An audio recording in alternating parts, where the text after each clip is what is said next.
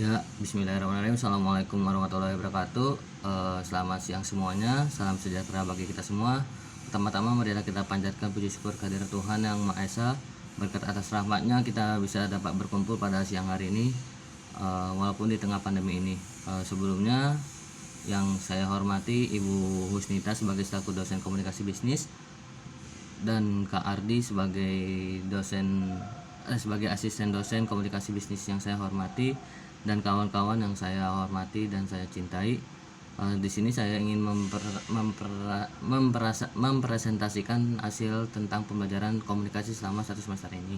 Sebelumnya saya perkenalkan terlebih dahulu agar karena ada pepatah tak kenal maka tak sayang.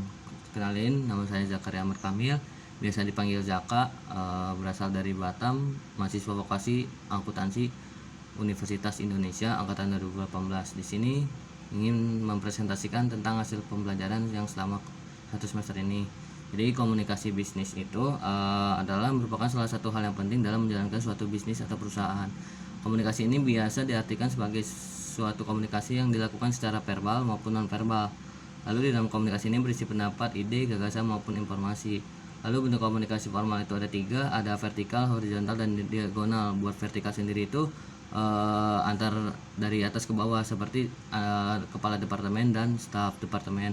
Lalu kalau horizontal itu arah komunikasinya sesama atau sejajar, itu kayak seperti staf departemen keuangan dan staf departemen merchandise. Lalu ada lagi diagonal, itu atas ke bawah tapi berbeda stafnya.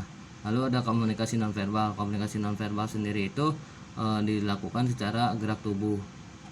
Lalu bagaimana budaya dalam komunikasi bisnis? Ini ada 2, high context orientation dan low context orientasi. High context orientasi itu masyarakatnya homogen, sedangkan low context itu heterogen. Lalu yang high context itu tradisional, yang low context itu modern.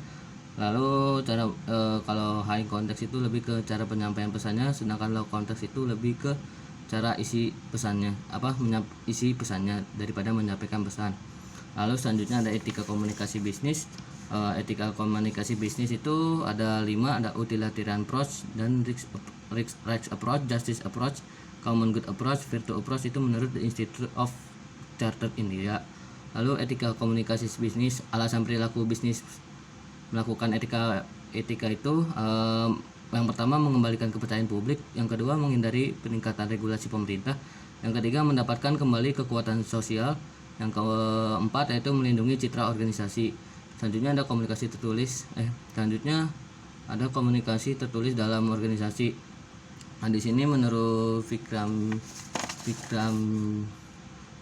Bisen dan Pria, tujuan pesan bisnis dalam organisasi ini yaitu ada referensi buat masa depan karena otak manusia sendiri itu terbatas.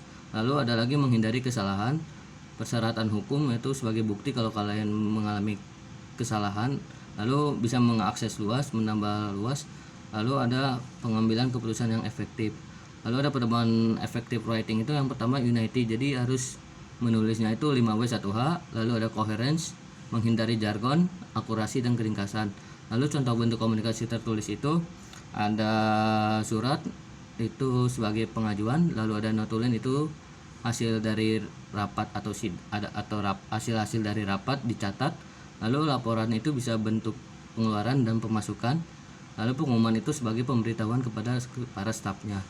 Lalu ada kekuatan penulisan iklan. Nah, di era modern ini iklan banyak sekali ditayangkan di sosial, banyak sekali platformnya, seperti bisa iklan di YouTube, di Instagram maupun di TikTok yang lagi trending zaman sekarang.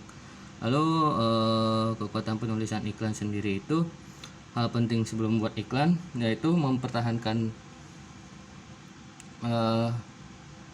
sebuah iklan. Itu yang pertama itu riset pasar dulu, apakah segmentasi kita pasar itu udah benar. Lalu yang kedua itu elemen kreatif, yang mengandung unsur-unsur kreatif. Lalu ada testimoni, lalu ada penawaran menarik. Nah, pentingnya storytelling dan perannya storytelling dalam era digital. Jadi storytelling itu adalah perannya itu memberikan pengalaman nyata, membuat produk itu lebih nyata, dan menambah nilai sisi kemanusiaan. Lalu peran storytelling dalam era digital yaitu storytelling itu harus memperhatikan struktur ceritanya, urutan iklan untuk membuat cerita, sejajar kisah dengan value audience, dan konsumen itu adalah brands. Nah, kalau buat value audience itu kita produknya itu harus sesuai dengan apa yang terjadi di zaman sekarang, atau ada nilai sisi positifnya. Lalu ada penulisan surat, laporan, dan memo. Nah, di dalam penulisan surat dan memo ini ada gaya penulisan dalam komunikasi bisnis. Di sini tuh ada 3, birokratis, formal, dan informal. Birokratis sendiri itu adalah gaya penulisan berdasarkan hierarki. Formal itu penulisan berdasarkan resmi, kalau informal itu berdasarkan gaya penulisannya lebih ringan. Nah, ada surat bisnis. Surat bisnis itu fungsinya itu bukti tertulis sebagai transaksi, menimbulkan kesan yang lebih lama, dan dapat memperluas area operasi. Lalu kriteria penulisan surat bisnis yaitu jelas, spesifik, ringkas, dan menunjukkan rasa hormat. Terus setiap katanya itu harus berkontribusi ide. Setiap katanya itu harus berkontribusi, setiap paragrafnya itu berkontribusi satu ide. Bagian-bagian surat membentuk pesan lengkap. Surat harus bebas dari kesalahan. Lalu bentuk surat bisnis itu 4. Official letter itu surat resmi. Demi official letter itu bersifat confidential. Lalu internal letter memo itu kepentingan internal. Form letter itu korespondensi yang bersifat rutin. Nah, perbedaan email dan memo, email itu lebih cenderung informal. Email, memo, dan surat, email atau memo itu lebih informal, sedangkan surat itu formal. Lalu email atau memo itu ke dalam bidang internal. Kalau buat surat sendiri itu buat bidang eksternal. Lalu EMS, Electronic Marketing System.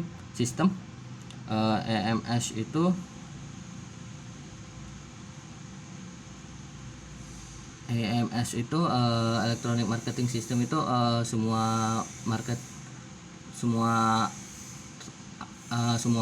aksi transaksi penjualan atau penawarannya itu melalui marketing system gitu, atau melalui teknologi informasi dan komunikasi yang sudah canggih, seperti Tokopedia, lalu Traveloka buat travel, lalu banyak sekali yang bisa digunakan ini. Lalu terdapat copywriter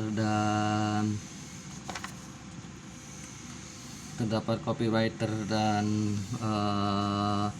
formula jadi copywriter. Copywriter itu adalah profesi dalam advertising komersial. Itu sering membuat naskah, lalu mampu mencari tagline yang baik. Lalu formula dari jadi copywriter itu ada AIDA. Intention itu menangkap perhatian para pembaca.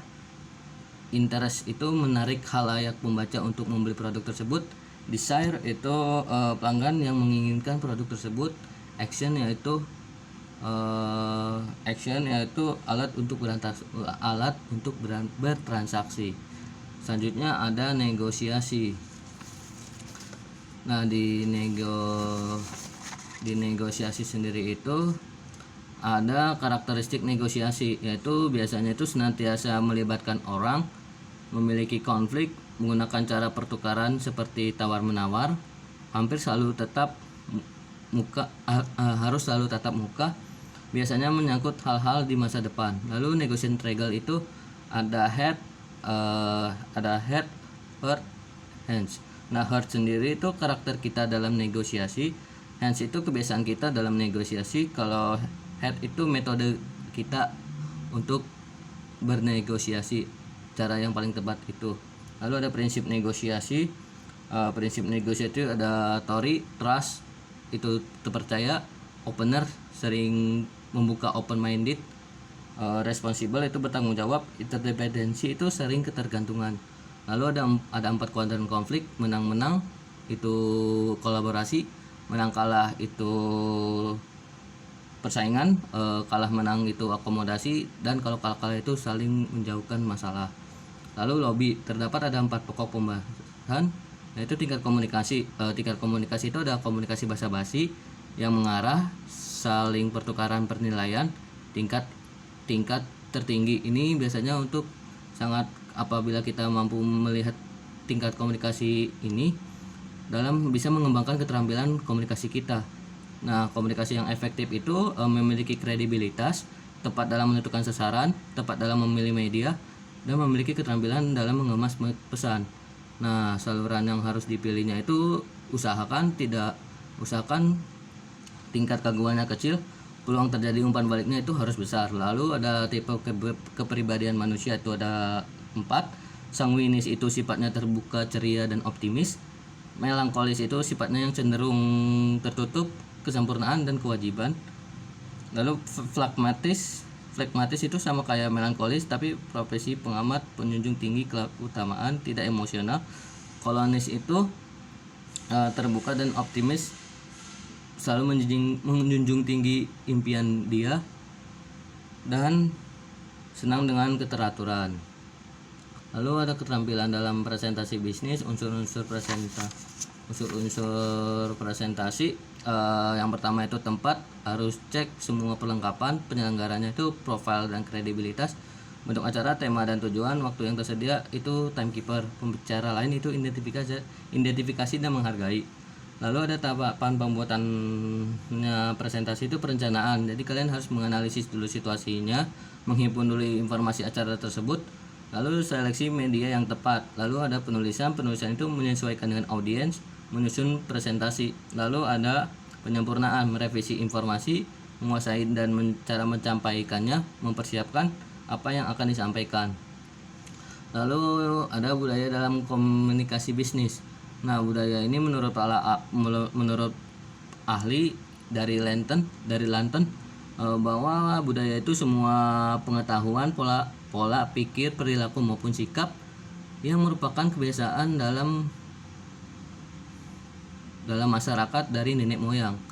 Lalu ada konsep budaya itu adalah mampu dipahami seiring dengan adanya perubahan tingkah laku dan struktur dari masyarakat itu sendiri.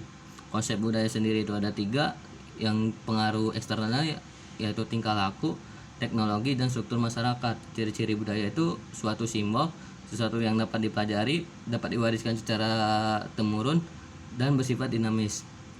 Nah, di sini yang saya ambil adalah every experience in your life is being orchestrated to teach you something you need to know to move forward, Brian Tracy. Jadi di dalam quotes-nya ini bahwa saya mengambil banyak sekali pengalaman yang dari Bu Husnita dan Kak Ardi selama menjalani bidangnya, yaitu komunikasi bisnis. Itu saya mendapat ilmu yang baru, yang belum dapat tetapi udah sering dilakukan atau udah sering diterapkan. Jadi makanya di sini ambil quotes-nya itu every experience in your life is being orchestrated to teach you something you need to know to move forward. Jadi dalam Bu Husnita atau Kak Arti sendiri yang memberikan presentasi tersebut itu memberikan pengetahuan terhadap saya untuk bahwa bisa menerapkan ilmu yang mereka dapatkan juga. Lalu ada sebuah pesan kesan buat kesannya sendiri selama belajar sama Bu Husnita sama Kak Ardi, yaitu saya ada 6 kata itu dari aplikasi shop online juga, yaitu Shopee. S-nya itu smile.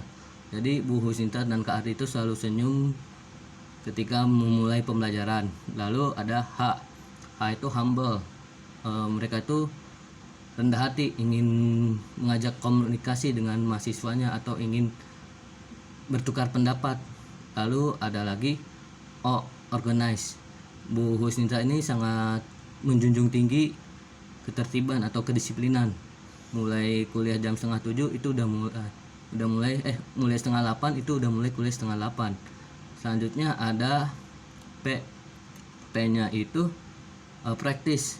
Kita itu disering kasih latihannya itu nggak hanya modul, tetapi modul tapi kita itu kasih tugasnya itu buat pembelajaran kita kalau kita terjadi di suatu nanti pas kerja nanti. Lalu ada experience, pengalaman Bu Husnita dan Kak Ardi yang menarik dalam pembelajaran ini. Lalu education, nya education itu edukasi yang sangat berarti dari Kak Ardi dan Bu Snita sendiri. Untuk pesannya, semoga ibu bisa meningkatkan pembelajarannya tersebut atau bisa menambah lagi dengan video pembelajaran kayak virtual gitu, biar video conference kayak video di sebuah ini buat menarik mahasiswanya. Mungkin itu sih saran dari saya. Sekian, terima kasih Bu Snita dan Kak Ardi selama 1 semester ini. Mohon maaf bila saya ada kesalahan dari kata ataupun kalimat, dari kata ataupun tingkah laku. Mohon dimaafkan Ibu. Semoga Kak Ardi dan Bu Snita sehat selalu. Mohon maaf bila ada kesalahan. Assalamualaikum warahmatullahi wabarakatuh.